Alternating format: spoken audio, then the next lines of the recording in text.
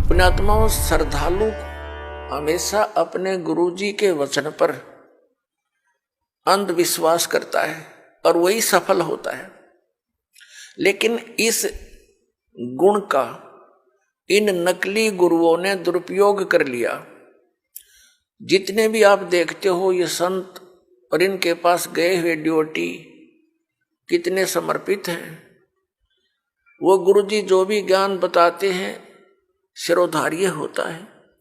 उनके विषय में कोई कहता है जैसे तत्व ज्ञान के आधार से हमारे भक्त उन अन्य संतों के शिष्यों को बताते हैं कि आपकी साधना ठीक नहीं, आपके गुरुजी के पास मोक्ष मार्ग नहीं, तो वो बहुत दुखी हो जाते हैं और कहते हैं आप मेरे गुरुजी के बारे में कुछ ना बोलो। तो पुण्यात्माओं, वो डिवोटी तो सही है, उनका आस्था होनी ही चाहिए, लेकिन वो नकली गुरुओं के पास वो श्रद्धा बनाए बैठे। अब जैसे आम के पौधे को बीज कर यदि कोई ये आस्था लगाए बैठा है कि मैं आम खाऊंगा, इसके आम लगेंगे बड़ा होकर, तो वो बिल्कुल सही है, उसका बिल्कुल सही उद्देश्य है और ठीक उसकी क्रिया है। और यदि बबूल का पेड़ पौधा बो करके और वो ये कहता है कि ये बड़ा होगा, इसके आम लगेंगे, और उसको कोई जानकार व्यक्ति ये सलाह देता है कि ये आम का पौधा नहीं है, इसको आम नहीं लग सकते, और वो ये कहे कि तू मेरी भक्ति मार्ग को यानी मेरे पौधे को गलत मत बता, तो वो उसकी एक तो श्रद्धा है। जिस व्यक्ति ने उसको आम का पौधा बता करके बबूल दे रखा है, वो पूरा विश्वास किए बैठा है उस नकली आदमी पर। तो उस व्यक्ति को चाहिए कि इस व्यक्ति ने मेरे पौधे को ये बबूल क्यों बताया, उसकी फिर पूरा निरीक्षण करना चाहिए, तब उसकी सिंचाई करना, तो बबूल बोने का क्या यूज। तो जैसे भी किसी को ये शंका उत्पन्न करता है कोई कि भी आपका भक्ति मार्ग ठीक नहीं, तो उससे पूरा पूछे, अच्छी तरह निरीक्षण करे और फिर इन सदग्रंथों से मेल करे, क्योंकि किसी के लोक वेद से यानी कहने सुनने मात्र से अपने पद से डगमग होना ठीक नहीं। अपने आत्माओं, ये दास आपको जो ज्ञान देता है ये शास्त्र अनुकूल है।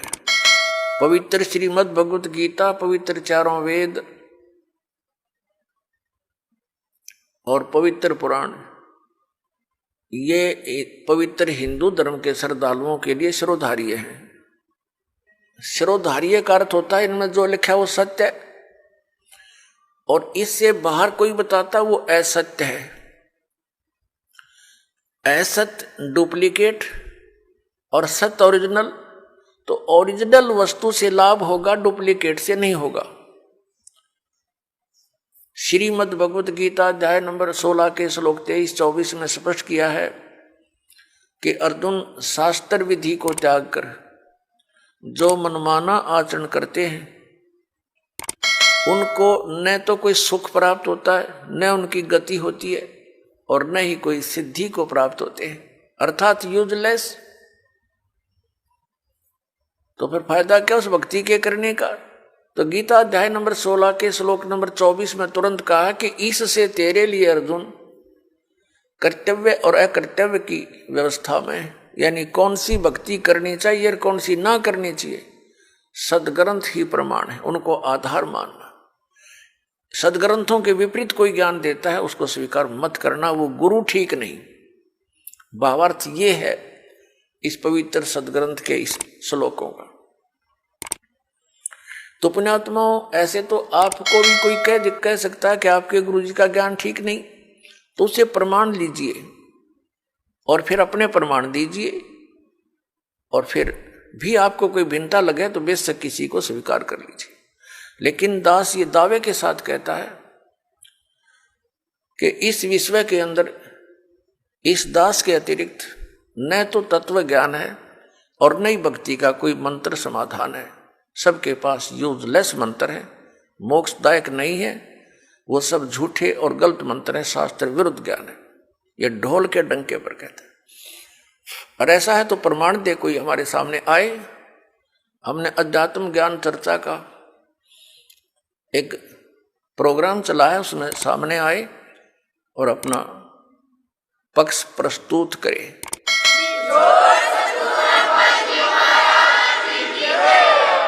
आप सुन रहे थे जगत गुरु तत्वदर्शी संत रामपाल जी महाराज जी के मंगल प्रवचन। अधिक जानकारी के लिए विजिट कीजिए हमारी वेबसाइट www.jagatgururampalji.org।